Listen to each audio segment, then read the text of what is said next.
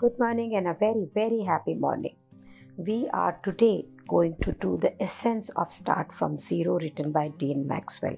तो इस बुक को हम काफ़ी दिनों से पढ़ रहे थे और आज हम सिर्फ ये देखेंगे कि हम इस बुक की समरी में हमने क्या किया और क्या पढ़ा और क्या सीखा।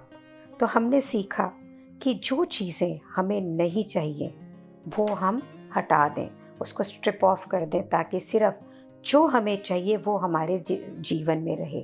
फिर हमने सीखा 4 ब्रेन्स, सर्वेयर ब्रेन जो क्वेश्चन पूछता है और उससे निकाल के लाता है इनकम स्ट्रीम, टिलर ब्रेन वो जो आइडिया को खोज के उसके लिए एक लैंडस्केप को रेडी करता है ताकि आप उसके अंदर बीज बो सकें, प्लांटर ब्रेन जहाँ पे आप पौधा लगाते हैं, बीज लगाते हैं और फिर उसे उगाते हैं, एंड देन द गार्डनर, यहाँ पे जो प्रोडक्ट है आपको रेवेन्यू देना शुरू करती है, एक बिजनेस ग्रो होता है।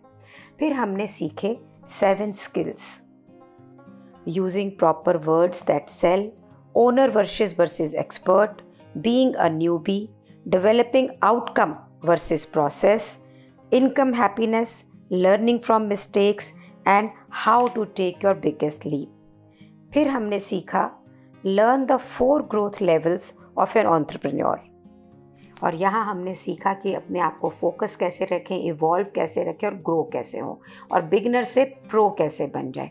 और एक चार्ट के अंदर हमने ये भी देखा कि हम कहाँ पर खड़े हैं अपनी ज़िंदगी में in our personal skill set. और फिर हमने 15 एग्जाम्पल्स किए जहाँ पे हमने लोगों की अलग अलग प्रकार की लाइफ हिस्ट्रीज देखी कि उन्होंने इस बुक को यूज़ करके किस प्रकार से अपने आप को ग्रो किया अपने बिजनेसेस के अंदर। हमने फॉर्मूला सीखा CPSO, customer problem solution and offer का, जो कि रामबाण है। हमने ह्यूमिलिटी के बारे में सीखा, अपनी गलतियों से को कैसे निकलना है आगे के लोगों से माफ़ी मांगकर और आप उसको आगे निकल जाएं, फॉरगिव करें लोगों को, ये सीखा। और ये भी सीखा कि जब आपके पास में कोई आइडिया होता है आप उसमें मिनिमम इन्वेस्टमेंट, यानी आप अपने आइडिया को पहले एक जने को सेल करें, उसको सेल करके और उसको प्रूव कर दें और वो आपको उसका पैसा भी देगा और उसके बाद में उसको डेवलप करें।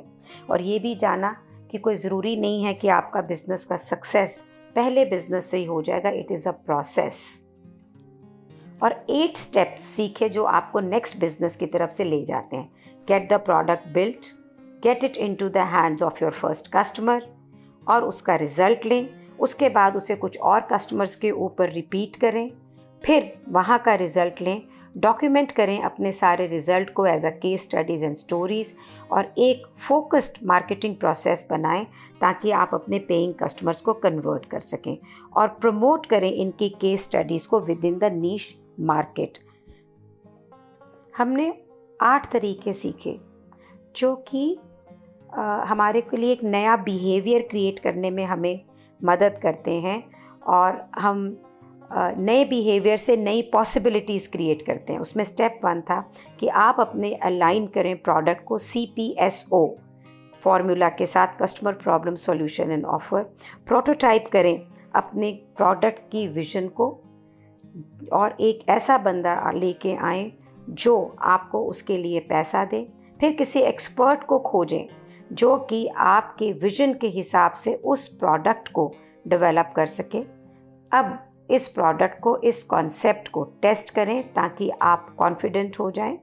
देन स्ट्रक्चर करें एक डील को जिसमें लिमिटेड फाइनेंशियल रिस्क हो और फिर एक कम्युनिकेशन लूप क्रिएट करें जहां पे आपको हमेशा सारी इन्फॉर्मेशन मिलती रहे, और फिर देखें कि क्या ये जो प्रोडक्ट है ये आपके जीवन का जो उद्देश्य है उसमें फिट होता है। ये जो बिज़नेस है तो कोई ज़रूरी नहीं कि सिर्फ पैसा तो मिल रहा हो, लेकिन पैसा मिल रहा है 24 घंटे ऑफिस जाने से और आपको वर्ल्ड ट्रैवल करना है, so this is not going to match. तो आप जो भी बिज़नेस करें वो आपके पर्सनल गोल से हार्मोनाइज्ड हो, देन फ़ायदा है। तो और जो पॉइंट जो किलर हैं किसी भी बिज़नेस को आगे बढ़ने से रोकते हैं कि क्या does the customer currently do this activity outside the product, outside of the product कि आपका जो कस्टमर है, आप जो उसको बिजनेस या सॉल्यूशन दे रहे हैं, उसको करने के बाद में भी उसको और काम करना पड़ता है। क्या इस आपके प्रोडक्ट के लिए उसको बिहेवियर चेंज करना पड़ता है? क्या उसको यूज़ करने का बर्डन बहुत हाई है? और क्या आपका प्रोडक्ट बिल्कुल एंड रिजल्ट क्लियरली और नीटली दे रहा है कि उसके बाद भी उसे कुछ करना पड़ेगा? तो ये 4 चीज़ें आपके बिजनेस के को किल करती हैं। और जो एक बहुत बड़ी बात मैंने इस बुक से ली वो ये था कि आउटकम वर्सेस प्रोसेस। हम ना ज़िंदगी में कैसे करें में ज़िंदगी लगा देते हैं, उसे फ्रॉम द फ्यूचर फुलफिल्ड नहीं देखते हैं कि मुझे इसका आउटकम क्या चाहिए। तो मुझे अगर आउटकम एक पर्टिकुलर अमाउंट ऑफ रेवेन्यू चाहिए या कोई relationship in what ever form of the business ये है, अगर हम आउटकम को देखते हुए और फिर प्रोसेस को देखें कि कौन सी रोड हमें वहाँ लीड करेगी, तो हम अपने उद्देश्य पे जल्दी पहुँचेंगे। ऑल्सो इस जो बुक का एक मुझे बहुत पावरफुल तरीका लिखा वो ये कि हम अपने पर्सनल स्किल्स को किस तरह से ग्रो करें।